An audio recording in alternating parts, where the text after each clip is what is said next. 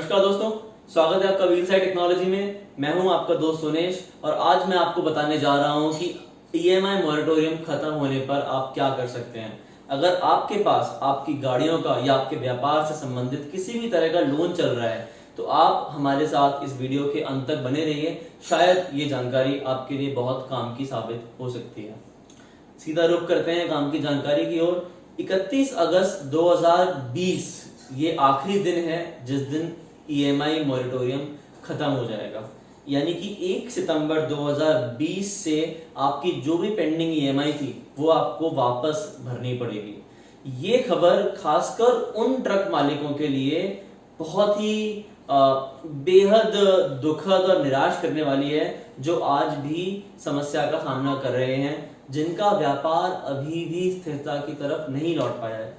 तो अगर आप एक ऐसे ट्रक व्यापारी हैं या फिर आप किसी ऐसे ट्रक मालिक को जानते हैं जो अपनी किस्तों को लेकर परेशान हैं, स्ट्रगल कर रहे हैं, किस्त नहीं भर पा रहे हैं, तो आप ये वीडियो आप ही के लिए है। ये वीडियो आप अंत तक जरूर देखें, ये वीडियो आप पूरा देखें और लोगों को बताएं, शेयर करें इस वीडियो को, क्योंकि इसमें दी गई जानकारी उन ट्रक मालिकों के लिए बहुत यूजफुल है जो ट्रक मालिक ईएमआई नहीं भर पा रहे हैं और अपने लोन से परेशान हैं। 2 हफ्ते पहले आरबीआई की बैठक हुई सारे बैंकों के साथ। सारे बैंकों ने बताया कि अब वो मॉरेटोरियम को और आगे नहीं बढ़ा सकते हैं, क्योंकि बैंकों को भी फंक्शन करना होता है, बैंकों को भी चाहिए कि पैसा उनके पास आता रहे। लेकिन चूंकि 6 महीने से सारा ईएमआई जो बंद पड़ा हुआ है, सारा ईएमआई जो जाम पड़ा हुआ है, उन सारे ईएमआई को अब और नहीं रोका जा सकता। तो बैंकों ने ये सिफारिश की आरबीआई से और आरबीआई ने कहा कि ठीक है, आप मॉरेटोरियम से मुक्त हो जाइए, आप मॉरेटोरियम को खत्म कर दीजिए। लेकिन बैंक नहीं चाहता कि वो लोन एनपीए में तब्दील हो। तो आपके लोन को एनपीए में तब्दील होने से बचाने के लिए आरबीआई ने अब ईएमआई मॉरेटोरियम को खत्म करने के बाद लोन रीस्ट्रक्चरिंग को सामने ला दिया। तो क्या है ये लोन रीस्ट्रक्चरिंग? बेसिकली होता यह है कि आप अपने बैंक से जाकर बात करते हैं, आप उन्हें बताते हैं कि आपका जो लोन है वो स्ट्रेस्ड है, आप परेशानी में हैं, आप लोन शायद टाइम पे नहीं भर पाएंगे, आपको डर है कि वो लोन की किस्त आपसे मिस हो जाएगी। तो बैंक आपकी बात सुनता है और आपके लोन को, आपके जो लोन की शर्तें हैं, जो नियम हैं, जो दरें हैं, उसको रीस्ट्रक्चर यानी कि पुनर्गठित कर देता है। तो यहाँ पे रीस्ट्रक्चरिंग किस तरह से होती है? रीस्ट्रक्चरिंग होती है मेजरली 2 या 3 तरीके से। सबसे पहला क्या हो सकता है, अगर आप कम कमाई कर पा रहे हैं, अगर आपके पास जो इनकम है वो कम हो गई है, तो लोन बैंक क्या करेगा, बैंक आपके लोन की जो किस्त है उसको छोटा कर देगा और जो टाइम पीरियड है उस टाइम पीरियड को इंक्रीज कर देगा। इसका मतलब कि पहले अगर आप 50,000 रुपए की 100 किस्त भरने वाले थे, तो अब आप शायद 40,000 रुपए की 120 किस्त भरेंगे या 130 किस्त भरेंगे। दूसरा तरीका यह होता है कि बैंक शायद आपका इंटरेस्ट रेट चेंज कर दे, अगर वो इंटरेस्ट रेट चेंज करना चाहे। तीसरा तरीका यह होता है कि बैंक शायद आपको एक और ईएमआई मॉरेटोरियम दे दे। बैंक शायद आपको बोल दे कि आप ईएमआई मॉरेटोरियम ले लीजिए या आपको 2 महीने की मोहलत और दी जाती है।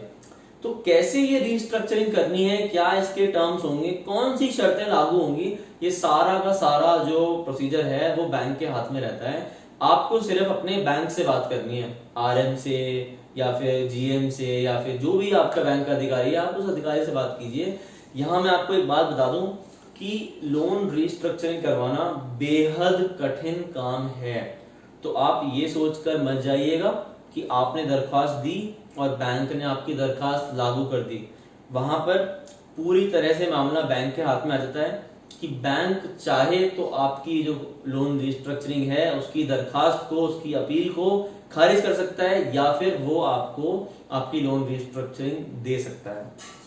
यहाँ पर आपको ये बात बता दूं कि अगर आपने कमर्शियल व्हीकल के लिए लोन लिया है या फिर आपने एमएसएमई के तहत लोन लिया है, तो आपको 25 करोड़ से ज्यादा के अमाउंट पर रीस्ट्रक्चरिंग नहीं होगी, यानी कि मैक्सिमम 25 करोड़ का वो अमाउंट है जिस पर ये रीस्ट्रक्चरिंग लागू होगी।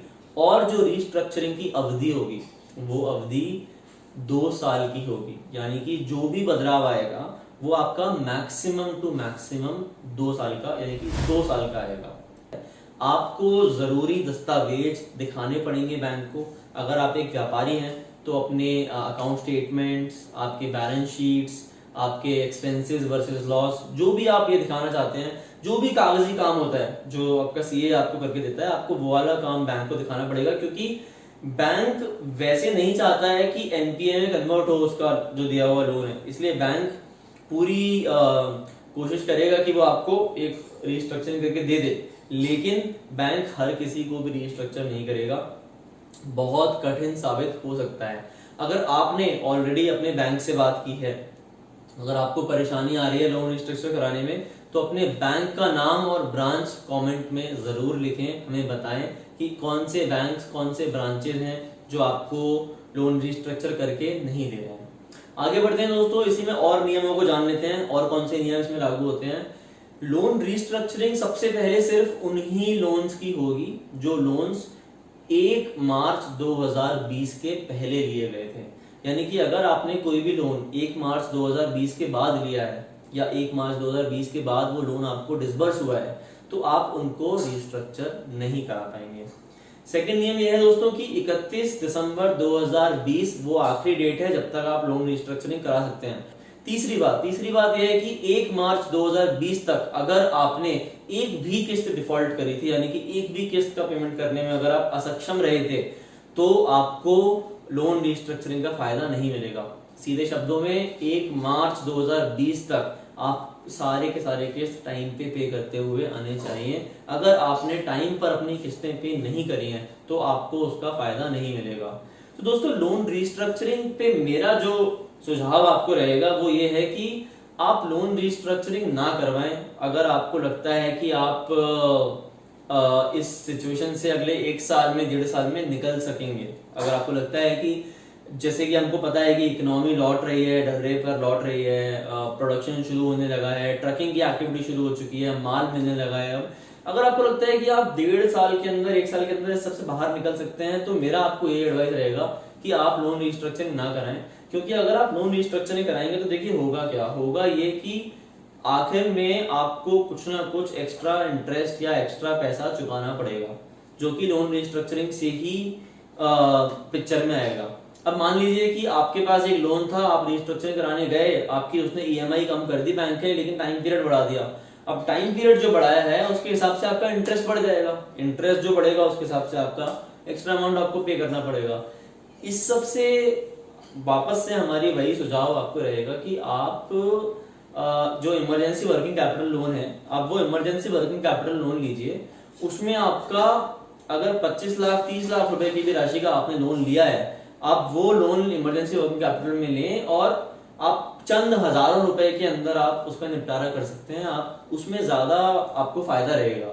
तो मेरा सुझाव तो आपको यही है कि लोन रिस्ट्रक्चरिंग अगर आप करना चाहते हैं तो अपना कागजी काम जो है उसको पुख्ता कर लें, उसको तैयार कर लें, अपने बैंक के साथ एक हार्ड डायलॉग, एक कठिन बात करने के लिए तैयार हो जाएं और अपने बैंक से तुरंत बात करें और अपने बैंक को अपनी परेशानी समझा दें, अपनी प्लानिंग समझा दें कि आपकी क्या प्लानिंग है, आपका 6 महीने का क्या प्लान है, 10 महीने का क्या प्लान है, आप कैसे देख रहे हो, ताकि बैंक को भी इंटरेस्ट आए और बैंक भी आपकी मदद करे। और अगर आपको परेशानी हो रही है, अगर आप किसी भी बैंक के बारे में शिकायत करना चाहते हैं, अगर आपको लगता है कि कोई भी ऐसी परेशानी है जो आप लोन रिस्ट्रक्चरिंग के बारे में फेस कर रहे हैं, या फिर आपको लगता है कोई और सवाल है जो मैंने इस वीडियो में आपका आंसर नहीं किया है, तो आप उसे कमेंट में वो सवाल जरूर पहुंचाएं। आशा करता हूं आपको कुछ फायदामंद मिला होगा, कुछ बात मेरी फायदेमंद लगी होगी। धन्यवाद। ट्रांसपोर्ट से जुड़ी खबरों से अपडेट रहने के लिए हमसे जुड़ें। ट्रक मालिक सहायता केंद्र पर जाएं, लिंक नीचे डिस्क्रिप्शन में है।